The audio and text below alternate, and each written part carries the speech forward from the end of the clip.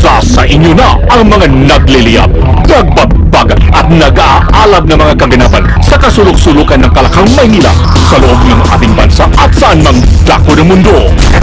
Naglalakab Vlog! Katatampukan ng mga pambihirang kaganapan na bumabandera sa mga police blotters, mga kulay dugong pangyayari na nakakagimbang at mga nakakatawang pansin eksena na tiyak na pag-uusapan. Naglalagablab! At narito na ang naglalagablab na mga balita sa DCXL 558. Magandang tanghali, tuloy ho tayo sa mga balita ngayong araw na ito. Ako si Weng de la Peña. Sa Marikina, tinupo ko ng apoy yung isang 2 palapag na bahay sa Barangay Industrial Valley sa nasabing lungsod. Hindi na pasado alas 5 ng madaling araw. Pinaniniwalaang nagmula sa nakasinting kandila ang sanhi ng apoy na nagsimula sa 2 palapag ng tahanan na pagmamayari ng isang Cecil Salinda. Walang kuryente noon at naiwan ho ang kandila sa kanilang kwarto habang naghahanda si Salinda ng almusal ng kanyang anak. 3 minuto lamang ang itinagal ng sunog matapos agad na makapagresponde yung mga bumbero.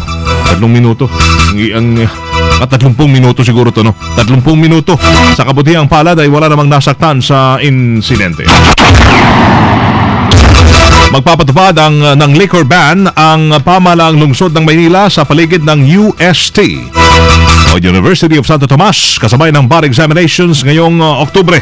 Layunin ito maiwasan ang anumang kaguluhan tulad ng pambobomba. Naalala nyo na nangyari nung bar exam sa De La Salle noong 2010. Siya namang dahilan kung bakit inilipat sa UST ang examination. Tuwing linggo sa buong Oktubre magiging epektibo ang nasabing liquor ban kung saan sakop nito ang mga establishmentong nagbebenta ng alak sa paligid ng UST sa Espanya. Ang naturang ban ay magsisimula alas 4 ng madaling araw hanggang alas 8 ng gabi. Bumalik na naman sa pagtitinda yung mga dating pinalayas na mga vendor sa Baclaran. Aprobado na kasi ng Sangguniang Panlunsod ng Parañaque ang ordinansa para sa temporary special permit. O naman, tinaon pa sa barangay election. Yung mapansin-pansin pa kayo dyan, makakuha ng pabor. Para sa mga vendor sa Baclaran area, ayon kay Mayor Edwin Olivares, ito na ay para pa sa pansamantala makapagtinda mga vendors sa paligid ito kung saan may linya pa rin dadaanan ng mga sasakyan. Layunin nitong makakuha ng boto. Layunin nito maisaayos ho ang trapiko sa lugar. Pero sa kabila nito ay mapapansin pa rin ang mga nagkalat na mga illegal vendor na hindi sakop ng nasabing ordinansa sa paligid ng Diyos ko, simbahan. Naglalagablab sa 558 DZXL Bulat Palaro. Sa Albay, hindi pala, meron palang, dito lang pala tayo. Dito lang sa ating basketball. May gagawin kasing laban na naman. Ito'y sa UAAP. Balita tayo tungkol sa UAAP. Isang araw na lamang ay magtutuos na ho. Maghaharapan na sa Game 1 ng UAAP Finals ang UST at ang Growling Tigers at De La Salle University Green Archers. Yan. Kasabay ho niyan mga kasama ay nagbigay naman ang kanilang forecast ang ilang UAAP coaches. May nagsasabing magiging mahirap po ang serye ng UST at La Salle. Pero sa dulo umano, kukunin ng Green Archers ang kampyonato dahil mas determinado silang grupo o koponan. Naniniwala naman itong iba pa na advantage ng DLSU ang size, yung laki. Pero kaya naman daw itong tapatan ng UST sa katawan ho ng kanilang mga naturalized na mga player na si Karim Abdul. Muntik na, no? Kulang na, Jabar. Aarangkada naman ang Game 1 ng DLSU La Salle versus UST bukas, araw ng Miyerkules sa The Big Dome. DZXL Showbiz Balita. Showbiz.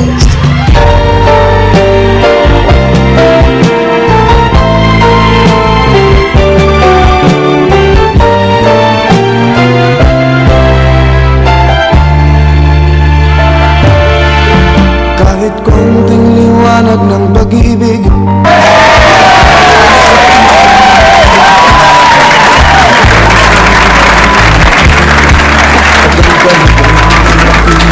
siguro sa ganda nitong nanalo sa Miss World, kahit sino ay gustong kahit papano mapatingin sa kanya sino to? Si Megan Young. Yan. Si Loli andito. Loli, where are you? Hi, it's me. Sandali ha, how true na nagprotesta daw sa ang Amerika sa panalo ni Miss World. Ni Miss World 2013, Megan Young. Napambato natin, may protest ha. Grabe, nag-shutdown na nga sila, may protest pa. Yung Amerika, diba? Ini-insist daw ng mga pageant officials ng Amerika na dapat kilalanin din si Megan bilang Miss USA. Dahil, well, sa Amerika naman din siya isinilang at may ama siyang US citizen. Ay, pwede naman yan, diba? Ito yung mga Pinay na sumasali rin sa, sa mga contest nila, diba? Ay, din. Hybrid. Half-half ba? Half Pinoy, half Pinay. Ay, pwede naman yan. Walang problema. Isinilang kasi si Megan sa Virginia. Doon siya nag-Virginia. At nung 10 years old na siya, at saka siya pumunta dito sa Philippines.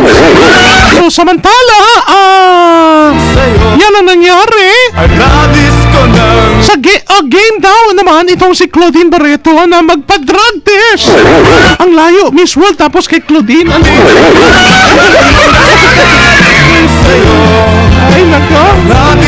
Magpa-drug test daw bilang sagot na pagbubunyag ng kanyang ex-husband na si Raymart na gumagamit siya ng droga. Hindi daw totoo yun. Hindi siya gumagamit ng anumang drug, sabi ni Claudine. Oo. Kahit na nung panahon na siya ay si Marina pa. Gulong siya sa tubig, hindi sa droga. Sabi ng kampo ni Claude, anumang oras ay kahit saan ay handang magpa-drug test ang actress. Kaso nakalipas ng ilang araw, di ba? Nalalaman pa ba yun kung nag-drugs ka ng mga ilang buwan? Wala na, di ba? So, sige. Claudine, good luck. It's me, Loli, paparapapap. Say no to drugs. Hindi gasgas, hindi patras, medyo madulas.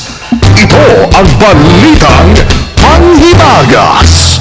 Ay, Bibi, ito na. Nakita mo na. Yung hinahanap mo. Wala pa. Wala, saan mo nakuha yan?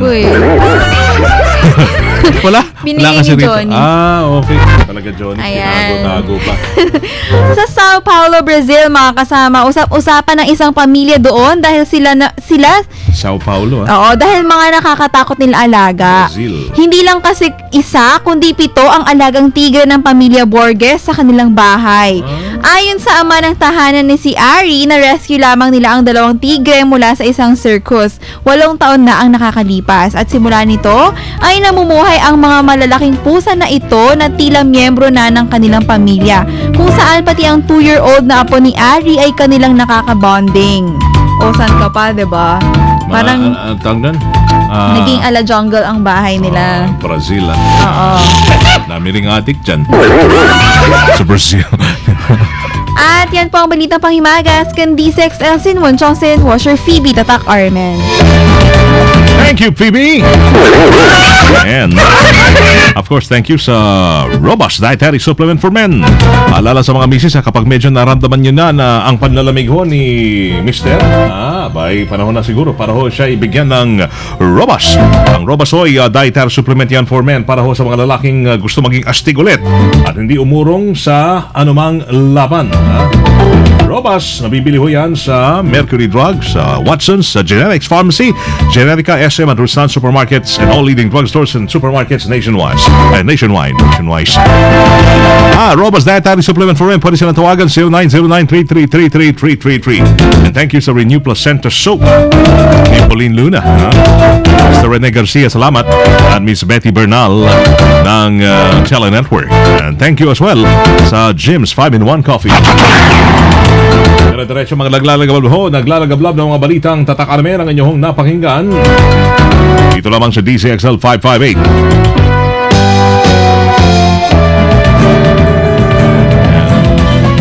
promote ko lang yung kanta namin, ha. Levanta, levanta, San Juan. Theme song ng Zamboanga yan ngayon. Yan yung i-like yan sa YouTube. I-type lamang Levanta Zamboanga. Naglalagabal ho ng mga balita at takarmen ang inyong napakinggan dito lamang sa DCXL 558 ngayong tanghali ng October 1, 2013. Tanghali ng Martes. Kasama nyo sa serbisyo publiko sa pangalan po ni Badio Beras from his Occidental Mindoro origin. Sa pangalan din ni Ruel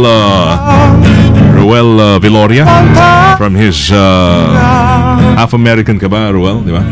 Are you half-half? Ano bang lugar mo? Well, Bulacan. Bulacan.